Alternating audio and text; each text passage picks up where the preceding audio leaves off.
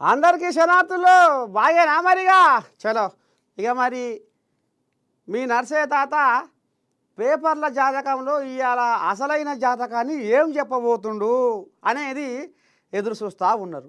చలో ఇక మరి ఆలస్యం ఎందుకుర్రా, మన ఏ నెలలో పేపర్ల జాతకంలో అసలైన జాతకం ఏందో అరుచుకుందాం. ఇక మహాపత్రిక. ఇక మరి ఇప్పుడు మహాపత్రికల ఏమొచ్చింది ఇవాళ కథ? ఆలయాల సందర్శన పూర్తిగా వ్యక్తిగతం. ఎవరు? పవన్ కళ్యాణం అయ్యా. భక్తుల మనోభావాలు కాపాడాలన్నదే నా ఆవేదన. తిరుమల లడ్డు కల్తీ వ్యవహారంలో దోషులను అరెస్టు చేయడం సంతోషం. కేరళలోని శ్రీ అగస్త్య మహర్షి ఆలయ సందర్శన అనంతరం మీడియాతో AP deputy CM Pawan Kalyan. రాజ్యసభకు కమలాసను. ఆర్మీపై అనుచిత వ్యాఖ్యలు, రాహుల్కు లక్నో కోర్టు సమన్లు. ఆహా, ఇక పోతే లోకల్ ఫైట్ ఇక లేనట్లే. అర్థమవుతుందా? లోకల్ ఫైట్ ఇక లేనట్లే. ఒక్కరోజే 1230 కోట్ల రైతు భరోసా. ఇక చిన్నగా సర్కారు సంతకం పెట్టేలా శాసకాన లేక చిన్నగా మెల్లగా ఇక ఒక్కొక్క ఎకరం 2 ఎకరాలకు మెల్లమెల్లగా ఆ కుంటల్లో వేసుకుంటూ పోతుర్రు అట. సరే చూద్దాం. లోకల్ ఫైట్ ఇక లేనట్లే. నిన్న మొన్నటి దాకా వచ్చే పాయే అని మరి గుసగుస నడిచే మళ్ళీ ఏమైంది? సర్పంచుల ఎలక్షన్లు ఉత్తపూర కాడికే వచ్చిందా? మళ్ళీ వాయిదా పడే కోపే కొడుతుందా అంటే ఇక మరి గాడికే వచ్చింది కథ. ఎందుకంటే ఇక మరి కోజాగలు బీఆర్ఎస్ కోజాగలు డెంకలు కొడుతుంటే అంత తప్పుల తడక అంత గోల్మాలు వ్యవహారం చేసిర్రు, బీసీలను తగ్గించిర్రు, గాయకత్తలు చేసిర్రు అని ఇక ఇక్కడ బీఆర్ఎస్ కోజాగలు కూడా లెంకలు కొట్టాయి కదా. ఆహా, ఇక ఈ కోజాగలకు ముగుదాట వేస్తేందుకు ఇక మళ్ళీ రీసర్వే అని పెట్టిర్రు. ఇక ఈ నెల 16 తారీఖు నుంచి 28 తారీఖు దాకా అధికారులు పోయి చెయ్యాలి. మరి ఈ సొక్కం పూసలు ఈ శుద్ధ పూసలు మరి ఆయాల్ని సహకరిస్తే వీళ్ళ లెక్కనే మరి కొంతమంది ఇండ్లకు తాళాలు వేసుకొని పోయిర్రో, లేకపోతే కొంతమంది భయపడి సర్కారుకి మా ఉన్న ఆస్తులు మా చిట్టా మొత్తం బయట పెడితే ఏమవుతుందో ఏం కదో అని కొంతమంది భయపడ్డట్టురు. కొంతమంది ఇండ్లకు తాళాలు వేసుకొని పోయిర్రు. కొంతమంది కొంతమంది బొంబాయి, హైదరాబాదు అటు ఇటు మరి ఇక కొంతమంది ఇట్లా పోయిన వాళ్ళు ఉన్నారు కాబట్టి తాళాలు వేసుకొని గసవంటి కథ మాత్రం కూడా మరి జరిగింది కాబట్టి మళ్ళీ రీసర్వే చేయాలనేది ఇక మరి సర్కారు వాళ్ళు ఆలోచన చేస్తున్న ముచ్చట. ఇక మరి దీని మీద ఇప్పుడు ఒక ఏళ్ళని మనం ఎదుటోళ్ళకు చూపిస్తుంటే 4 ఏళ్ళు మనకే చూపిస్తాయి. మరి రామసక్కని సొక్కం పూస శుద్ధ పూస కల్వకుంట కుటుంబం వాళ్ళు ఎందుకు ఈ సర్వేకు సహకరించలేదు అనేది కూడా గుసగుస వినపడుతుంది. సరే, ఇక ఈ ముచ్చట ఇట్లా ఉంటే అన్నీ ఫ్రీగా ఇస్తే ప్రజలు పనిచేసేందుకు ఇష్టపడడం లేదు, ఉచిత పథకాలు మంచిది కాదు సుప్రీంకోర్టు. ఇక ఇప్పుడు భారతదేశంలో ఏ రాష్ట్ర ప్రభుత్వం అయినా ఏ పార్టీ అభ్యర్థులైనా వచ్చే పాయే ఇగో నేను ఇది ఇస్తున్నా, ఇగో నేను అది ఇస్తున్నా, ఇగో ఈ రకంగా జనాలను మభ్యపెట్టి ఆశ పెట్టి నీకు అది చేస్తా ఇది చేస్తా అది పిరిగా ఇస్తా ఇది పిరిగా ఇస్తా అని జనాలను, భారతదేశంలో ఉన్న జనాలను సోమరిపోతులు చేస్తున్నారు. ఇక వాళ్ళకు పని మీద ఎందుకు సోయి ఉంటుంది? తింటందుకేమో రేషన్ బియ్యం వస్తుంది, పొదువుకంగా దీనికి మంచిగా పైసలు వస్తుండే ఫ్రీగా. ఇక వాళ్ళకెందుకు రెక్కలకు? ఇప్పుడు వసవస అని రెక్కలు ముక్కలు చేసుకొని కన్న కష్టం చేసి చెమట ఒడిపించవలసిన అవసరం ఏముంది వాళ్ళకి? ఇటు బియ్యం వస్తుండే, ఫ్రీగా పైసలు వస్తుండే, తినాలి తాగాలి పండాలి అంటే సోమరిపోతులు అవుతురు అనేది సుప్రీంకోర్టు దీని మీద కొద్దిగంత కళ్ళెర్ర చేస్తుంది. ఈ ప్రభుత్వాలు ఈ పార్టీల అభ్యర్థులు ఎప్పుడైతే ఈ ఫ్రీలు బంద్ పెడతారో అప్పుడే ఈ భారతదేశం జనాభా సోయితోని బాగుపడుతుంది అనేది కొంత సుప్రీంకోర్టు ఆర్డర్ వేసిందిలా. అంటే మంచిది కాదని చెప్పుకొస్తుంది. కులగణన రిజర్వేషన్లపై టీపీసీసీ చీఫ్ మహేష్ కుమార్ గౌడ్ మరో కార్యక్రమం పెట్టిండు. ఇక వాళ్ళు గాంధీ భవన్ పెట్టుకుంటారు అట, షెడో పడో ఏదైనా ఉంటే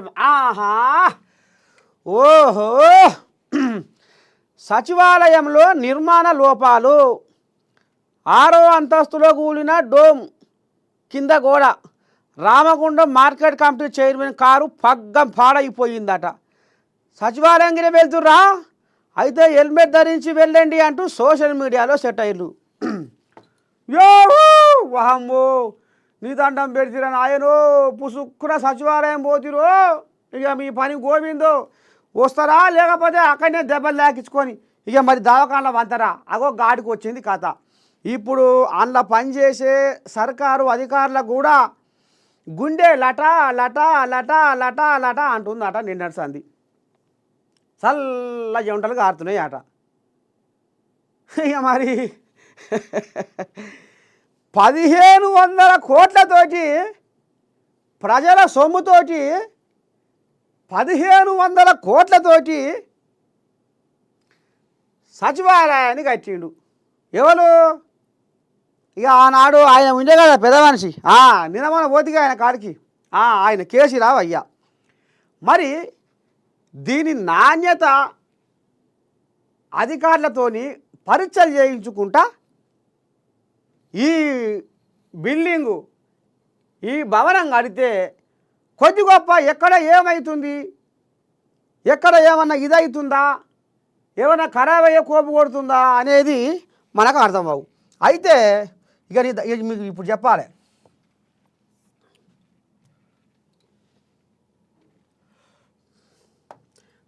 నీ దండం పెడితే మొయ్యినప్పుడు మూత మోగుతుంది కథ. అయితే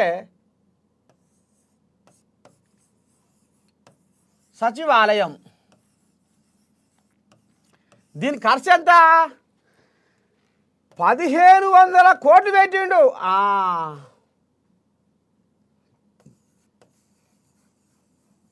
1500 కోట్లు.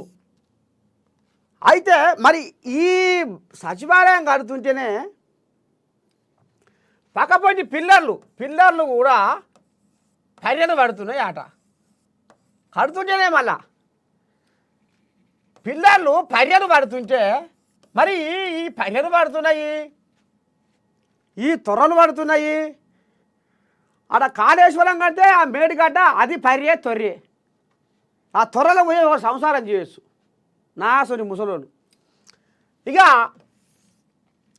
మరి పిల్లర్లు పర్యలు పడుతున్నాయి మరి షెడ్డో పడ్డో మంచిగా చూసుకోవాలి నాణ్యత పరీక్షలు చేయించుకోవాలి అన్న సోయి ఉండాలి కదా లేదు. ఇక అది అట్లనే పోయింది. ఇక మళ్ళీ పోతే ఈ సీలింగ్ లైట్ ఉంటుంది కదా సీలింగ్ లైట్లకి వెళ్ళి కూడా నీళ్లు కారుతున్నాయి. అది కూడా ఉత్తపుర్రేసేసిండు. ఇక మీడియా సెంటర్ కాడ కూడా నీళ్ళు లీక్ అవుతున్నాయి అని పాపం ఈ మీడియా వాళ్ళు మరో మొత్తుకొని పబ్బతి పట్టిరు. అది గంగల కలిపిండు. కొంతమంది అధికారులు బాగానే సైకొచ్చి ఓ సారు సచివాలయం అంతా రేపు ఆగానికి వస్తుంది దాన్ని నాణ్యత పరీక్షలు చేయించుకుంటూ కట్టాలి లేకపోతే ఎప్పుడో ఇది అని అంటే ఇక దానికి ఎడముఖం పెడముఖం పెట్టుకుంటా మొత్తానికి ఈ రకంగా ప్రజల సొమ్ము 1500 కోట్లు ఇవాళ గంగల కలిపే కాడికి తీసుకొచ్చిండు పెద్ద మనిషి కేసీరావు అన్న నీకు ఎట న్యాయం అవుతుంది ఎట జయం అవుతుంది. నిన్న మనం మీ ఊరికి వస్తే నీ పొలివర్లకు వస్తే నీ ఇలాకకు వస్తే నీ ఊరు పక్కలోళ్ళు సొంతం నీ నియోజకవర్గం గజ్వేల్ నియోజకవర్గం గంగాపూరు నీ ఫామ్ హౌస్కు ఆనుకొనే ఉంటుంది ఆ ఊరు.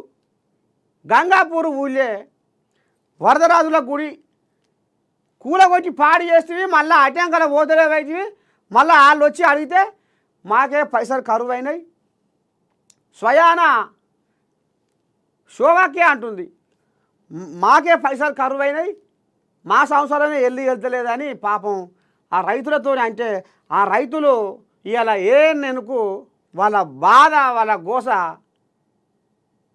విన్నవించుకోరు. మరి నువ్వు చేసిన ఉద్దారకం ఏంది? సచివాలయంలో ఇవాళ ఉద్యోగస్తులు నౌకరు చేయాలంటే పానాలతోటి చెలగాటమే అనే కాడికి వచ్చింది కథ ఇప్పుడు. ఇంకా నయం ఒక్కడే పడి హడళ్ళు అన్నదట నీ దండం పెట్టి. వామ్మో ఏమాయరు వాయో, ఊర్లల్లా కొంగలకు బాంబులు వేల్చినట్టే ఉంది. కొంగలకు పిడేలు దెబ్బ పెట్టొస్తుంది, పిడేలు దెబ్బ బొడళ్ళు అంటే నీ దండం పెట్టి గజ్జులు వంకాలే, గుండె అదరాలే. అగో గా రకంగా అయ్యేసరికి ఇక తత్తర బిత్తర అయి అధికారులు ఇటు అటు ఇటు అటు ఇటు అటు నీ దండం పెట్టి ఆగమాగం జగన్నాథం అయ్యిరట. రామగుండం ఎమ్మెల్యే మక్కాన్ సింగ్ రాజ్ ఠాకూర్ ఈ మార్కెట్ కమిటీ చైర్మన్ ఏదో ఇవాళ ఓ పని మీద ఓ ఫైలు పట్టుకొని తిరుగుతుర్రు అట. ఇక కారు ఆడ పుసుక్కున పెడితే పైకి వెళ్ళి ఇంత లావాడిది వచ్చి కారు మీద పడ్డదట. కథం నీ దండం పెడితే కారు మీద మొత్తం సట్టు అయిందట. అదే మనుషుల మీద పడితే ఏమవు కథ. ఇంకా నయం ఈయన బట్టి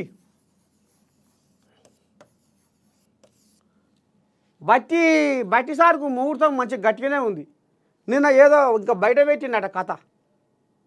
ఆయనకల మరిగా పోతుంటే గుంపులే వస్తుంటే ఎవరి మీద వాడునో ఎవరి పానం మింగునో. ఇగో సచివాలయం బాగోతాం ఇగో ఈ రకంగా ఉంది.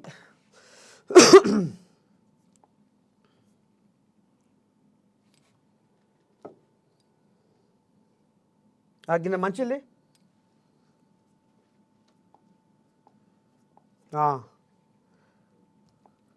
ఇక పోతే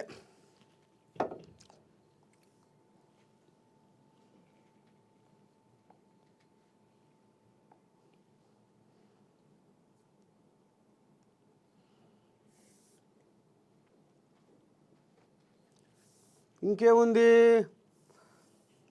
ఇవా ఈనాడు తీసుకుందాం. ఈనాడు కథ ఏమున్నదో చూద్దాం.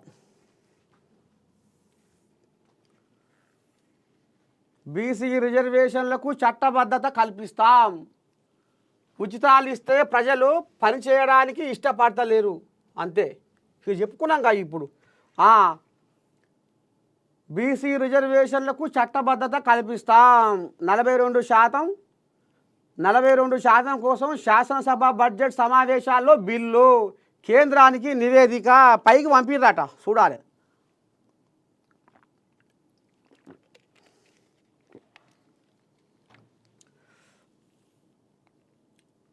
కులగణనలో పాల్గొనని వారికి మరో అవకాశం. ఈ నెల 16 నుంచి 28 వరకు నమోదు. విలేకరులతో ఉప ముఖ్యమంత్రి బట్టి, అంతకుముందు సీఎం రేవంత్ నేతృత్వంలో సమీక్ష.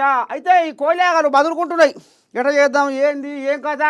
మరి కులగణన నిన్నమన్న తాళాలే అదే చెప్పుకునిగా. ఇప్పుడు తాళాలు వేసుకున్న వాళ్ళు, అక్కడిక్కడ బతకబోయిన వాళ్ళు, ఇక ఫామ్ హౌస్లో వండుకున్న వాళ్ళను ఇప్పుడు అధికారులు వాళ్ళని ఇక పసిగట్టి మెడకు బట్టేసి ఇక ఆస్తులు వాళ్ళ వివరాలు మొత్తం ఈగురంగా ఇక గుంజుకొని రమ్మని చెప్తుర్రు. మంచిదే, రావాలి. రేషన్ కార్డుల్లో పిల్లల పేర్లు, మేడిగడ్డపై తుది నివేదిక. వచ్చింది చూడు. చేశారు, భూమి లేకున్నా వేల పట్టాలు జారీ. అమ్మని దండం పెడితేరా నాయను. రైతు బంధు, బ్యాంకు రుణాలు కొల్లగొట్టిన అక్రమార్కులు, అసైన్డ్ వక్ఫ్ అటవీ స్థలాలకు కొన్ని చోట్ల పాసు పుస్తకాలు, ఆసిఫాబాద్ జిల్లాలో భారీ భూమాయాజాలం. నిన్న మనం ఏం చెప్పుకున్నాం? సిద్దిపేట ఇంతింత పొడుగు బూరు బచ్చన్నపేట అని ఇంతింత పొడుగు నూకే మాటలు నూకే ఆయన ఉండే కదా హరీష్ రావు ఇలాకనే సిద్దిపేటలో కొన్ని కోళ్ళాగలు ఆనాడు ఇక మరి ఇష్టమే కృష్ణపురం. ఇక ఆ ధరణి అని తీసుకొచ్చి నీ దండం పెడితే ఆ ధరణితోటి ఓ అమ్మ పాస్బుక్లో ఓ పేరు ఉంటుంది, ఆడ ఓ పేరు ఉంటుంది, సర్వే నెంబర్లు తప్పులు. ఇక నాది ఈ భూమి ఓ కాడు ఉంటుంది, పట్ట ఓ కాడు ఉంటుంది. అవన్నీ సవరించుకుందామంటే లేదు. ఇక పోవాలి, మీ సేవల దరఖాస్తులు పెట్టుకోవాలి, అయ్యని కార్ముక్తి అనాలి, CCLA చుట్టూ తిరగాలి, కలెక్టర్ చుట్టూ తిరగాలి, ఎంఆర్ఓ ఆఫీసర్ చుట్టూ తిరగాలి, తిరిగి తిరిగి తిరిగి తిరిగి ఆయనకు 10 చెప్పుల జాతలు మొత్తం అయ్యాం. ఇగో ఇప్పుడు ఈ భూభాగవతాలన్నీ బయటకు వస్తున్నాయి. గిసవంటి శుద్ధపూసలు భూమి లేకుండా మరి 1000 పట్టాలు ఇచ్చి రైతు బంధుని గుట్టలకు, బోర్లకు, చెట్లకు, చేవలకు, రోడ్లకు, వెంచర్లకు ఈ రకంగా జనాల సొమ్మును ఆగమట్టించిర్రు. అదుపు లేకుండా కమిషన్లకు కక్కుర్తి పడి లోపటంగా చీకటి వ్యవహారాలు చేసి ఇగో ఈ రకంగా ఇవాళ ప్రజల సొమ్మును ఆగమాగం జగన్నాథం. మొన్న రాజన్న సిరిసిల్ల జిల్లాలో ప్రభుత్వ భూములకు పాసు పుస్తకాలు జారీ చేసిన అక్రమం వెలుగు చూడగా సరిగ్గా అదే తీరులో కొమరం భీం ఆసిఫాబాద్ జిల్లాలోను 1000 ఎకరాల ప్రభుత్వ అసైన్డ్ వక్ఫ్ భూసేకరణ అటవీ భూములను కొందరు కొల్లగొట్టిర్రు. ఇక ప్రభుత్వ భూ పంపిణీ కానీ వారసత్వ బదిలీగా కానీ ఎంజాయ్మెంటు సర్వేతో కానీ కొత్తగా హక్కులు జారీ చేస్తారు. కానీ భూమి లేకున్నా 1000 ఎకరాలకు కొత్త పట్టాలు జారీ కావడం ఇప్పుడు చర్చనీయాంశమైంది కాదా? మరి వాటిని అడ్డుపెట్టుకొని రూపాయలు కోట్లలో రైతు బంధుగా చేసిన తీరుపై సోషల్ మీడియా సంఘపొర్లు ఇక నీ దండం పెడితే ఇసరారా. 2017-18లో చేసిన భూదస్త్రాల ప్రక్షాళన కార్యక్రమం మొదలు ఇటీవల వరకు అక్రమ పట్టాల జారీ సాగినట్టు ఆరోపణలు ఉన్నాయి. నాయకులు, దళారులు, రెవెన్యూ అధికారులు సిబ్బంది చేతులు కలిపినట్టు తెలుస్తుంది. ఒక్కో పట్టా పాసు పుస్తకాన్ని లక్షల్లో వసూలు చేశారన్న ఆరోపణలు. ఏమన్నా లజ్జ, సిగ్గి, మానం, మర్యాద? అడుగంటి పాయగదరా నీతి, అడుగంటి పాయగదరా నీతి, పైకి లేస్తున్నది అవినీతి. పాతాళ లోకములో పడి కొట్టుకుంటుంది ధర్మము, పాతాళ లోకములో పడి కొట్టుకుంటుంది ధర్మము, పైకి లేస్తూ పాకుతూ పోతుంది పాపము. పాపము పంట పండితే నీ పని అవుతుంది అంటారు.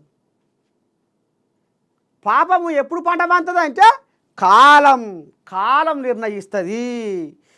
ఏదైనా కాలమే నిర్ణయిస్తుంది. తొందర పడకు, కాలం నిర్ణయిస్తుంది. ఈ రకంగా కాలం నిర్ణయించి ఇవాళ కేసీరావు భాగవతాలు మొత్తము, కల్వకుంట్ల భాగవతాలు మొత్తము ఈ రకంగా బయటికి వస్తున్నాయి. కేసీరావు ఉద్దారకము ఇవాళ లోకమంతా ఎల్చిపారుతుంది. మరి రేపు ఫిబ్రవరిలో భారీ బహిరంగ సభ పెట్టి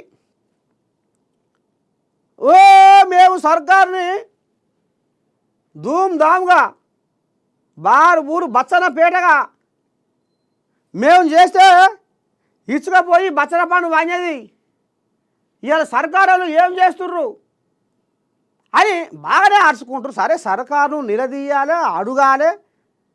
ప్రతిపక్ష హోదా మీకు ఉంది, మంచిదే.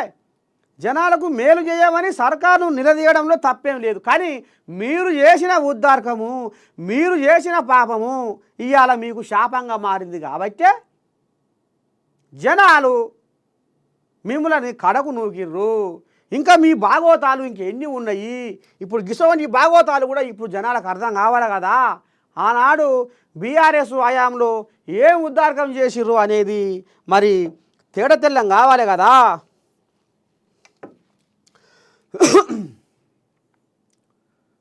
సింగరేణిలో మహిళల భాగస్వామ్యం విస్తరించాలి. ఇంకేమున్నది ఈనాళ్ళ? సరే, బీసీ రిజర్వేషన్లకు చట్టబద్ధత కల్పిస్తాం. బారాస ఎమ్మెల్యే ఫామ్ హౌస్లో కోడి పందేలు. అమ్మో! సరే, ఇప్పుడు నువ్వు చదువుకో.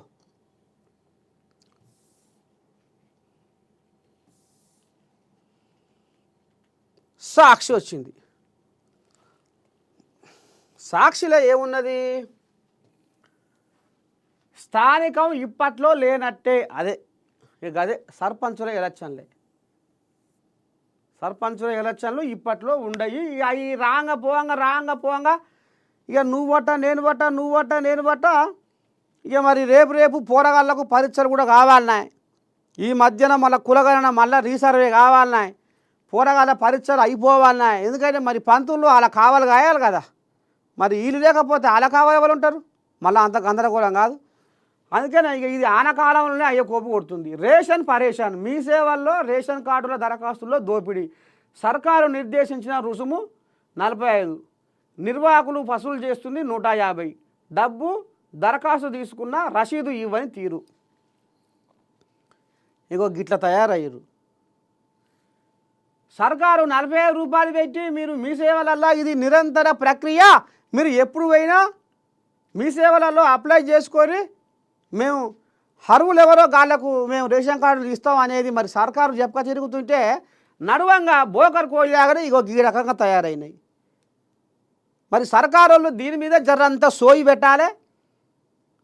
ఈ మాయల పక్కి రేషాలు వేస్తున్నా ఈ తతంగం ఏందో జర్ర దీని మీద కన్ను పెట్టి ఈ కోళ్ళాగలకు ముగుదాడేసి మరి వాటిని అనగబట్టవలసిన బాధ్యత సర్కారు మీద ఉంది. అయ్యా రేవంతం అయ్యా, ఇగో చూడు, సర్కారు నిర్దేశించిన రుసుము 45 అయితే నిర్వాహకులు వసూలు చేసింది 150. మళ్ళీ ఇంతకు పోగా రసీదు కూడా ఇస్తలేరాట. ఇక మరి అది గంగల పోయింది అనుకోవాలన్నా, ఏట్ల కలిసింది అనుకోవాలన్నా? ఉండాలిగా ఇంత ఆధారం ఉండాలి కదా. నేను అప్లై చేసుకున్నా మీ సేవలో అన్నట్టుగా అది కూడా ఇస్తలేరాట.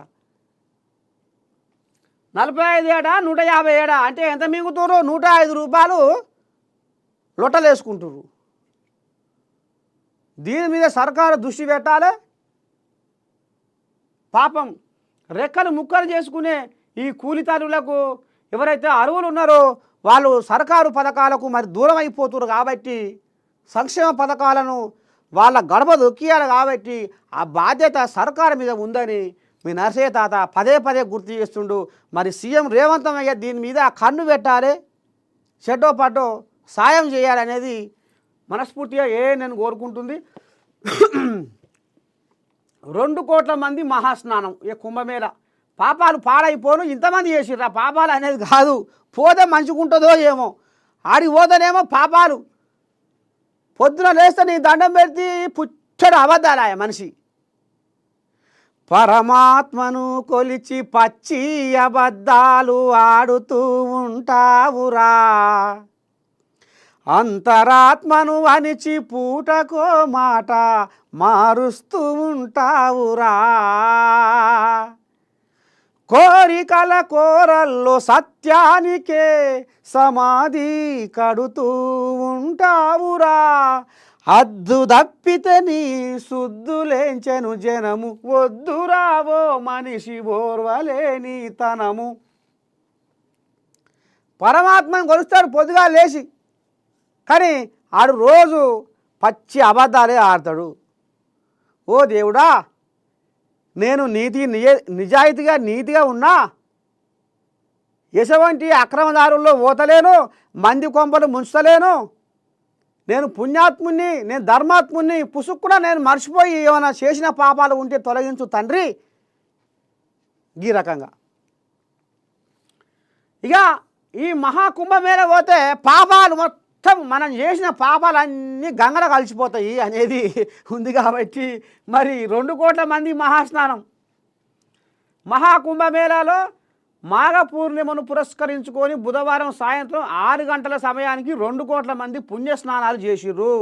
26వ తేదీ వరకు కొనసాగే మహాకుంభలో చిట్ట చివరి అమృత్ స్నానఘట్టము మహాశివరాత్రి రోజున ఉంటుంది. ఇంకా అసలైన కథ ముందల్లే ఉందట. సరే, ఇక ఇది ఇట్లా ఉంది. మేడారం జాతర కూడా సురువైంది. మేడారం జాతర కూడా సమ్మక్క సారక్క.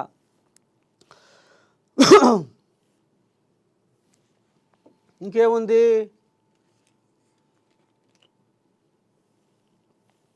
అమ్మో, సోలో లైఫే సో బెటరు. అంటే ఒంటరి జీవితమే ముద్దాట అని పాడైపోరు గారా. మరి ఈ సృష్టి ఎట్లా, ఈ మనుగడ ఎట్లా ముందు పడుతుంది, మరి జనాభా ఎట్లా పెరుగుతుంది. ఆడవాళ్ళు కూడా మంచి నిర్ణయానికే వస్తురుగా కొంతమంది. ఓ నీ దండం పెంచిన ఆయన ఒంటరి జీవితమే మంచిగా ఉందట. తెలంగాణ జాగృతి మహిళా శంకారావం. మార్చి 8న ఇందిరా పార్కు వద్ద ధర్నా చేస్తుందట.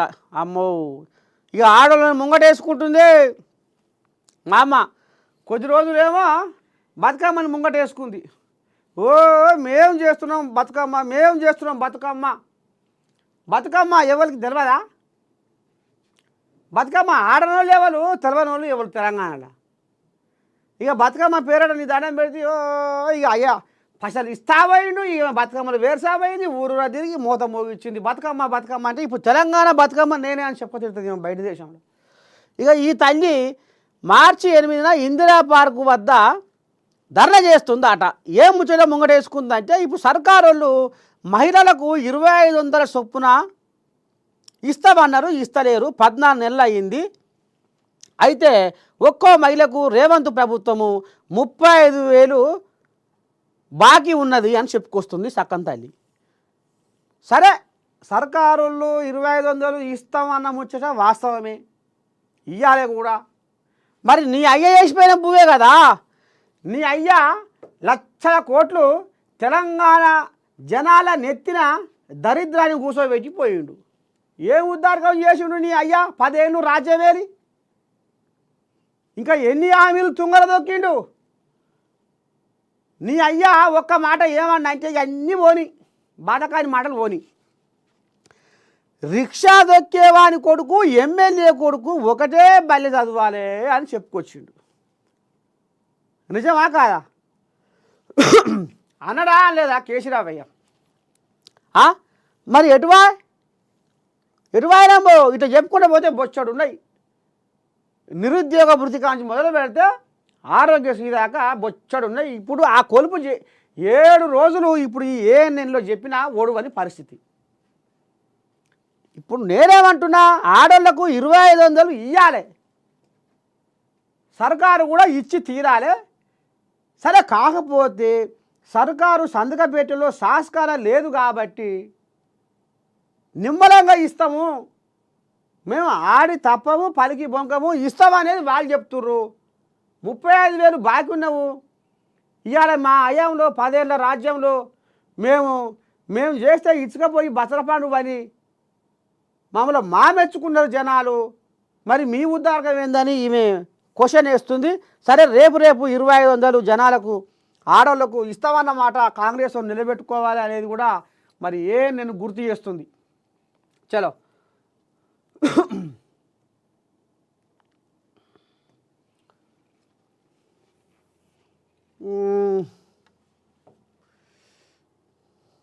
ఈనాడుకు వచ్చినామా? అయితే మీకు ముచ్చట చెప్పాలి.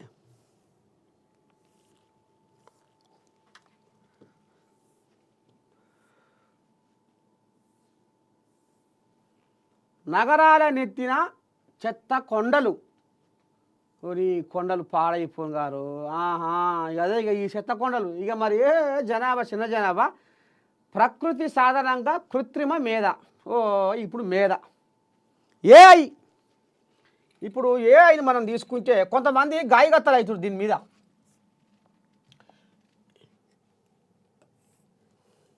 ఏఐ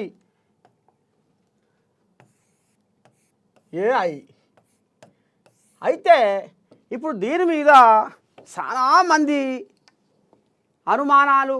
అసలు ఏం జరగబోతుంది? మనుషులు చేసే పని మిషన్లు చేస్తున్నాయట. ఎట సంగతి ఏంది, ఏం కథ?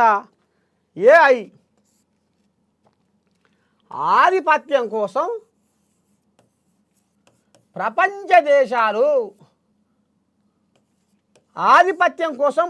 దేశాలు పోటీ పడుతున్న కాలం ఇది. అయితే ఇప్పుడు ఈ ఏఐ కడుపు సాలకుండా ఈ ఏఐ వస్తే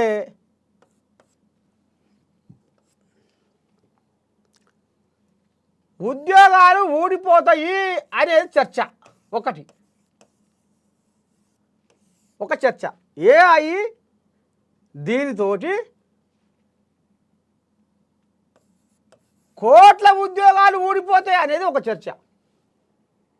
ఎందుకంటే ఇది మనిషి లెక్కనే కొలువు చేస్తుంది, చేసి తీరుతుంది. మరి ఈ రకంగా చేస్తుంది కాబట్టి మరి మాకేది అనేది ఇంకో కథ ఉంటే, ఏఐ తోటి కోట్ల ఉద్యోగాలు ఊడిపోతే మళ్ళా అంతకంటే 2 రెట్లతోటి, అంతకంటే 2 రెట్ల రెట్టింపుతోటి ఉపాధి అవకాశాలు కల్పిస్తుందట ఈ ఏఐ. ఏఐ తోటి కోట్ల ఉద్యోగాలు ఊడిపోతే అంతకంటే 2 రెట్ల రెట్టింపుతోటి మళ్ళా ఉపాధి అవకాశాలు ఈ ఏఐ కల్పించబోతుంది అనేది ఇప్పుడు చర్చ నడుస్తుంది. మరి ఎట్లా ఈ ఏఐ తోటి మరి ఇప్పుడు రాంగ పోంగా ఈ ఏఐ తోటి లాభమా నష్టమా? ఇలా 2 తీర్ల ఉంది కథ. ఏఐ తోటి లాభమా నష్టమా అంటే, ఇప్పుడు ఏఐని సద్వినియోగపరచుకుంటే లాభం, దుర్వినియోగపరచుకుంటే నష్టం. అయితే ఇప్పుడు సోషల్ మీడియాలో ఈ ఏఐని విచ్చలవిడిగా వాడుతురు. ఈ ఏఐ వస్తే మరి ఇలా రేపు నకిలీ ఏదో నిజమేదో కాన రాకుండా అయిపోతట్టుంది, గుర్తుపట్టలేకుండా అయిపోతట్టుంది, సమాజానికి తప్పుడు మెసేజ్ పోతట్టుంది. మరి ఎట్ట చేయాలి? ముఖ్యంగా ఆడోళ్ళే దీనికి ఎక్కువ బాధితులవుతారో ఏమో. ఎందుకంటే ఈ ఏఐ కూడా ఇటువంటి కథలో సోషల్ మీడియాలో కొన్ని కోళ్ళాగలు మోసపూరిత కక్షలకు దారితీస్తుంది ఇది.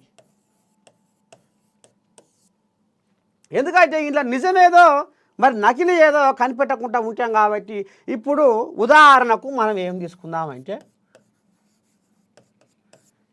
ఎలక్షన్ల కాలం తీసుకుందాం. ఈ ఎలక్షన్లల్లా ఈ ఏఐ తోటి తిమ్మిని బమ్మిని చేస్తారు, బమ్మిని తిమ్మిని చేస్తారు. ఆ రకంగా ఏదేదో తీసుకొచ్చి దీనికి అంట కలిపి ఇగో ఇదే అని చూపిస్తారు. అప్పుడు జనాలు తెలియని వాళ్ళు వామ్మో గిటనాట గటనాట ఈ అని ఇప్పుడు వాళ్ళు చదవాల్సిన కాలం వస్తుంది. ఏట్ల పోట్ల మాటలు అనుకునే కాలం దాపురం అవుతుంది. అందుకనే ఇక మరి ఎట్ట తాత, మరి నకిలీ ఎట్ట, మరి నిజమైంది ఏది, నకిలీది ఏది, మరి దీనికి ఏమైనా పరిష్కారం ఉంటుందా నర్సయ్య తాత అంటే,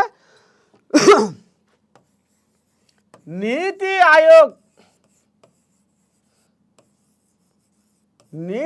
ఆయోగ్ సూచించినట్టుగా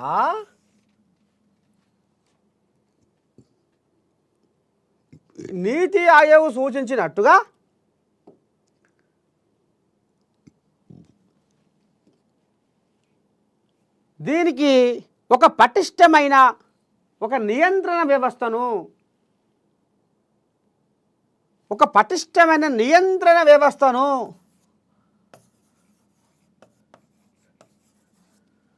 ప్రభుత్వాలు కొలువు తీర్చితే అప్పుడు ఏం చేయాలి? పోరగాళ్ళను ఏం చేయాలి? ఈ సర్కారు వాళ్ళ నైపుణ్యాలను, వాళ్ళు ఏం చేయగలుగుతారు, వాళ్ళు ఎట్లా చేయగలుగుతారు, వాళ్ళని సక్రమమైన దారిలో ఎట్లా తీసుకురావాలి అనేది ఈ సర్కారు ఆలోచన చేసి వాళ్ళ బుద్ధులలో గోరు ముద్దలతోటి అమ్మ భోజనం పెట్టినట్టుగా ఈ సర్కారు కొన్ని బుద్ధులు వాళ్ళకు రంగరించి నేర్పి వాళ్ళని సక్రమమైన దారిలో తీసుకొచ్చి ఒక పటిష్టమైన నియంత్రణ వ్యవస్థను తయారు చేస్తే అప్పుడు కొంత మార్పు వస్తుంది అనేది ఈ నీతి ఆయోగ్ చెప్పుకొస్తుంది.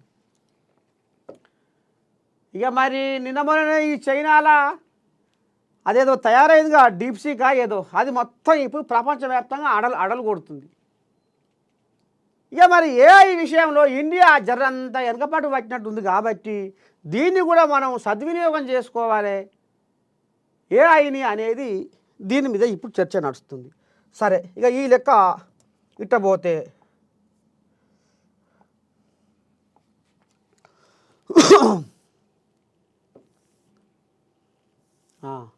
ఇంకేముంది, ఈనాడు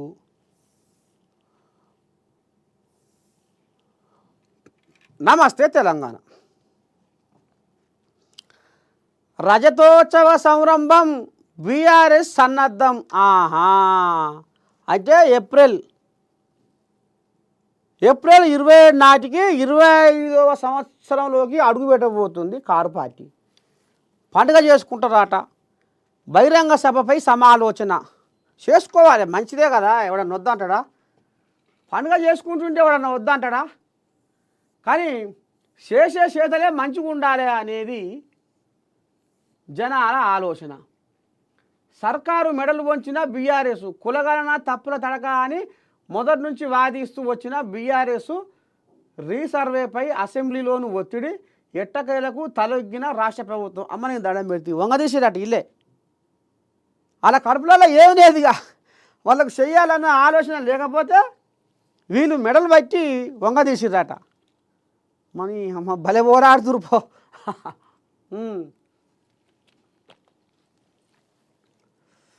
ఇదేంది కథ? మద్యంపై మహిళల పోరు. మద్యం అమ్మకాల అరాచకంపై మహిళలు తిరగబడ్డరు.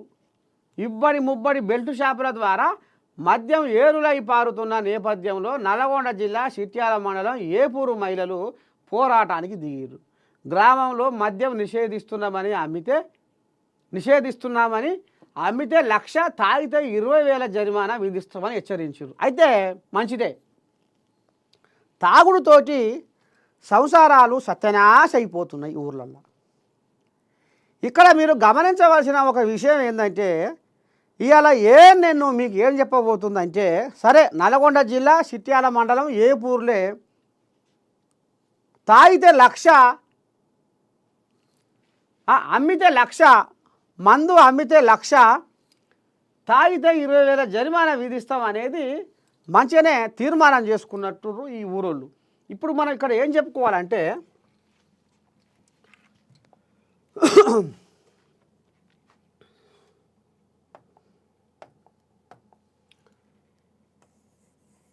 ఇగో బెల్ట్ షాపులు, ఒక్కొక్క ఊళ్ళే బెల్ట్ షాపులు 15 నుంచి 20, 30 దాకా ఉంటాయి. సరే 15 నుంచి 20 తీసుకుందాం. బెల్ట్ షాపులు ఊరుకు 15 నుంచి 20 బెల్ట్ షాపులు ఉంటాయి. అయితే ఆడోళ్ళ పోరాటం ఊరూరే ఉంది. ఇది ఒక నల్గొండ జిల్లా చిట్యాల మండలం ఏపూరే కాదు, అన్ని జిల్లాలల్లో ఇదే కథ. అన్ని జిల్లాలల్లో బెల్ట్ షాపులు పాగా చేసుకొని కూర్చున్నాయి. అయితే ఈ ఆడోళ్ళ పోరాటం, వీళ్ళ పోరాటం ఏంది? మందు తాగొద్దు, ఊళ్ళో బెల్ట్ షాపులు అమ్మొద్దు. మగోళ్ళు మందు తాగొద్దు, ఊళ్ళో బెల్ట్ షాపులు ఉండొద్దు, మందు అమ్మొద్దు. ఇది ఆడోళ్ళ పోరాటం. ఇక మగోళ్ళ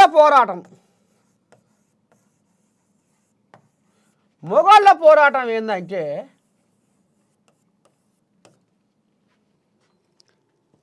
పొద్దుకంగా ఆడళ్ళతోని పంచాయతీ చేసుడే వీళ్ళ పోరాటం.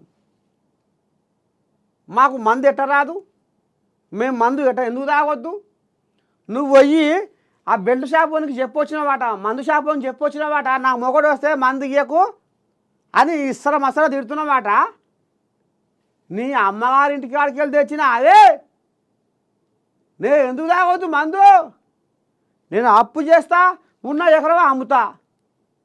ఇగో ఈ రకంగా ఈ మొగోళ్ళ పోరాటం ఏరికి దారి తీస్తుందంటే, ఇంటే వండుక తినే బియ్యం కూడా అమ్ముకొని తాగుతుర్రు. ఇగో ఇదే వీళ్ళ పోరాటం. అయితే ఇది మొగోళ్ళది, ఇది ఆడోళ్ళ పోరాటం. ఇక మధ్యలో బోకర్ల పోరాటము.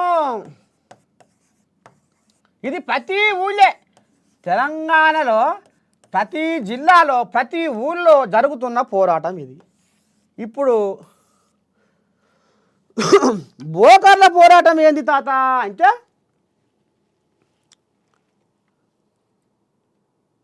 ఇప్పుడు మనం ఏం చెప్పుకున్నాము, బెల్ట్ షాపులు ఊరూరుకు 15 నుంచి 20 దాకా ఉంటాయని చెప్పుకున్నాం కదా. అయితే ఇప్పుడు ఈ బెల్ట్ షాపులలో ఏం చేస్తారంటే, ఇక్కడ పోలీసు వాళ్ళకు లైన్ ఉంటుంది, ఎక్సైజ్ శాఖ వాళ్లకు లైన్ ఉంటుంది. ఈ బోకర్లు, ఈ ఆడళ్ళు పోలీసుల కాడికి పోతారు, ఎక్సైజ్ శాఖ కాడికి పోతారు, మహిళా సంఘాలు కడతారు. ఊరంతా ఇగో గిట్లబట్టి కారట్లు పెట్టుకొని మా ఊళ్ళో మంద అమ్మొద్దు, అమ్మినోనికి జరిమానా, తాగినోనికి జరిమానా అని ఈ రకంగా పెట్టుకొని తిరుగుతారు. అయితే ఇప్పుడు ఈ కనుసైగల్లో పోలీసులు, ఇటు మధ్య ఎక్సైజ్ శాఖ, ఇగో వీళ్ళ సరే అన్ని కాకపోయినా కొన్ని మాత్రం ఇది బాగా నడుస్తుంది తెలంగాణలో. ఈ బోకర్లు ఏం చేస్తారు, పోలీసులు కట్టుకుంటారు, ఎక్సైజ్ శాఖ వాళ్ళని కట్టుకుంటారు, మేము మంద అమ్మాలన్నాయి, వాళ్ళకు కమిషన్లు పోవాలన్నాయి. మరి ఎట్లా, ఏంది, ఏం కథ అంటే వీళ్ళు బిరగబట్టరు. ఎవరు, పోలీసు వాళ్ళు కూడా ఉండి లేనట్టే పడతారు, ఎక్సైజ్ శాఖ వాళ్ళు కూడా ఉండి లేనట్టే చేస్తారు. ఇక ఇప్పుడు ఈ బోకర్లు రారాదురా, నీకేంది అమ్మ, పైసలు నిమ్మలంగా ఇద్దువు, వరి కోసినాక ఇద్దువురా, నిమ్మలంగా పంట పోయినాక ఇద్దువురా, లేకపోతే పత్తి ఏరినాక ఇద్దురా, లేకపోతే ఈ రైతు బంధు పడ్డప్పుడన్నా ఇద్దురా అంటే. ఇప్పుడు అదే ఈ సంక్షేమ పథకాలు కొన్ని పడుతుంటాయి కదా, మహిళా సంఘాల లోన్లు, ఈ రైతు భరోసా కానీ. అంటే ఈ రకంగా ఈ బోకర్లు మొగోళ్లకు గాలం వేసి వీళ్ళు దందా నడిపిస్తుంటారు. ఇటు పోలీసు వాళ్ళని, ఎక్సైజ్ శాఖ వాళ్ళని వీళ్ళ కంట్రోల్లో పెట్టుకుంటారు, కమిషన్ల కథ నడుస్తుంటుంది. మరి ఊరూరా ఇదే ఉంది. ఆడోళ్ళు రెక్కలు ముక్కలు చేసుకొని కన్న కష్టం చేసి రోజుకు ఎంత సంపాదిస్తారు వీళ్ళు రోజుకు అంటే 600 నుంచి 1000. సరే కలుపు కూలే అనుకో, పత్తి చేనులే అనుకో, షెడ్డే అనుకో, పడ్డే అనుకో, నాటుకూలే అనుకో, ఇక అంత కరువులా 500 నుంచి 600. మరి వీళ్ళ రెక్కలకు నోసి పుట్టిర్రా, మేము ఏం చేయము, ఎట్ట చేయము అని వీళ్ళు ఎంత ఉద్యమాలు చేసినా, ఎన్ని పోరాటాలు చేసినా పొద్దుకంగా తానే అంటే తందాన ఒక భాగవతం మనం చూడవచ్చు. ప్రతి ఊళ్ళో దాదాపు ఒక 30-40 ఇండ్లు, 30-40 ఇండ్లల్లా ఈ తానే అంటే తందానే అనే భాగవతమే నడుస్తుంది. మరి ఎట్లా అరికట్టాలి, మరి ఏం చేయాలి, మరి ఊరూరా ఇదే కథ నడుస్తుంది. ఇక అప్పుడు నా సొంతోడు, మీ సొంతోడు ఈ తాగుబోతు అంటే ఎవరైతే తాగుబోతులు ఉన్నారో, ఈ తాగుబోతులు 3 బజార్ల కాడ ముచ్చట్లు పెట్టుకుంటూ కూర్చుంటారు. ఏమయ్యా, ఎట్టట ఉంది మీ ఊరు, ఏంది, ఏం కథ, మరి రేపు సర్పంచ్ ఎలక్షన్లు వస్తున్నాయి, మరి గతంలో నాయకులు ఏం చెప్పారు, ఇప్పుడు ఏం చేయబోతున్నారు, ఏంది, ఏం కథ అని అడిగితే వీళ్ళు పొద్దుగాల ఛాయ కంటే ముందుగాల మందు తాగే 3 బజార్ల కాడ కూర్చుంటారు, ముచ్చట్లు పెడుతుంటారు. ఇక ఆయనకి ఏ సోయి లేదు, ఏది లేదు, మాకు కావాలి, ఏముంది, ఆడొస్తే ఏముంది, ఈడొస్తే ఏముంది, మాకు ఇది పోయాడా, అది పోయాడా, అదా ఇదా అని గిసవటి కథలే నడుస్తున్నాయి. మొత్తానికి ఆడోళ్ళ పోరాటం అది, మొగోళ్ళ పోరాటం అది, బోగోళ్ళ పోరాటం అది. ఇక మరి గట్నా అని తాగుబోతులు ఈ ఊళ్ళో పోతే తాగుబోతులే కనబడుతుర్రు. గింత పాపమా, తెల్లారితోనికే తాగుతురు, ఏంది, ఏం కథ అని పోలీసుల కాడికి పోతాం, ఎక్సైజ్ శాఖ కాడికి పోతాం. ఓ సార్లు జర కనిపెట్టుడి, పలానా ఊళ్ళో మందు పాడైపోయి అడ్డగరిగా తాగుతురు, తెల్లారితోనికే తాగుతుర్రు. ఆ ఆడోళ్ళు పాపం జర ఎట్టనా చేసి గీ తాగుడు మానిపీరి అని వాళ్ళు మొత్తుకుంటుర్రు. మరి గీ కథ ఏందని ఎవరన్నా ఒక మీడియా ప్రతినిధో లేకపోతే ఎవడన్నా ఒక తెలికాళ్ళు పోయి అడిగితే అంటారు పోలీసు వాళ్ళు. ఇక ఇక్కడ వీళ్ళకి సురుకు పుట్టిందిగా.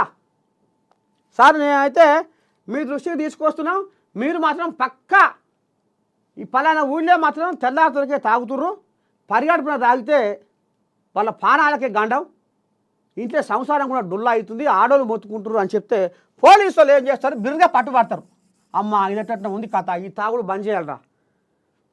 వస్తారు పుయ్యా పుయ్యా పుయ్యా పుయ్యా పుయ్యా పుయ్యా మోటార్ వేసుకొని ఊళ్ళో అండ పెడతారు, తిరుగుతారు. పాయ్ అటు ఇటు మొత్తం అంతా ఐసా కైసా ఎవర్రా ఈ ఊళ్ళో మందం తుండోదు, అట్లా ఇది ఇట్లా మంది టాప్ టూప్ అది ఇది చేసి పోతారు. ఇక ఇప్పుడు వీళ్ళు ఏం చేస్తారు, ఈ బోకర్లు ఎవరు ఈ బెడ్ షాపులో ఏం చేస్తారు అంటే ఊళ్ళో చోటా మోటా నాయకులు ఎమ్మెల్యేలతోటి, ఎంపీలతోటి, మినిస్టర్లతోటి, జడ్పీ చైర్మన్లతోటి షెడ్డో పడ్డో ఈ చోటా మోటా నాయకులు ఏం చేస్తారంటే ఈ బోకర్గాళ్ళు ఈ బెల్ట్ షాపులు అమ్మే ఈ బోకర్లు ఏం చేస్తారంటే మందిపానాలు తింటోళ్ళు ఈ చోటా మోటా నాయకులు పట్టుకొని ఎమ్మెల్యేలతోటి, ఎంపీలతోటి పోలీసు వాళ్ళకు ఫోన్లు కొట్టిస్తారు. ఏమా ఎస్ఐ గారు, ఎస్ఐ ఏమా అని సంగతి ఏందా వేరేకో, అది మా వాళ్ళని అంత ఇబ్బంది పెడుతున్నవాట, ఏమో చేస్తున్నవాట నీ సంగతి ఏందా ఇట్లా బెదిరిస్తారు. అప్పుడు ఏమవుతుందంటే పోలీసు వాళ్ళు వెనకబడతారు. నీ పాడైపోను, ఈ లేని పోలు మాకెందుకు, ఏమో మేము ఏదో చేద్దామనుకుంటే ఏదో అవుతుంది అనేది పోలీసులు వెనకబడతారు. మళ్ళా ఏందిరా అంటే ఎప్పటాటే, చిప్ప ఏడ ఉందిరా అంటే ఎనుగుల్నే. అట్లా అయితే ఇది అమ్మితే 1,00,000, తాగితే 20,000 జరిమానా అనేది ఇప్పుడు మనం సిట్యాల, నల్గొండ జిల్లా సిట్యాల ఏపూరు జనాలు మరి తీర్మానం చేసుకుర్రు. ఆ రకంగా వాళ్ళు అనుకుంటారు కదా. ఇగో జరిగే కథ గిది. 4 రోజులే బంద్ అయినట్టు బంద్ అవుతుంది. మళ్ళీ ఒక నెల కాగానే 30 రోజులు కాగానే కథం మళ్ళా ఎప్పటాటే తాగుదామురో తాగి ఊగుదామురో, తాగుదామురో తాగి ఊగుదామురో, ఇదే పని.